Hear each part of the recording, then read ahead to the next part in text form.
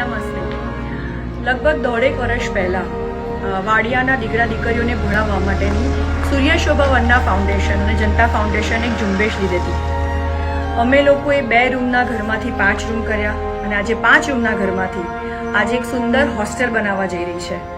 બસ આપ લોકોના જ આશીર્વાદ છે ને સાથ સહકાર છે કે આજે અમે જે 30 બાળકોને દત્તક લીધા છે, જે જનતા ફાઉન્ડેશન અને સૂર્યશોભા વંદના ફાઉન્ડેશન ભેગા થઈને આ બાળકોને લાઇવલીહુડ અને એજ્યુકેશન આપી રહ્યું છે. હવે આ બાળકોને સરસ મજાનું સુંદર ઘર મળશે. સાથે સાથે સારી એવી એજ્યુકેશનની સુવિધાઓ પણ એ લોકોને અમે લોકો પ્રોવાઈડ કરવા જઈ રહ્યા છે.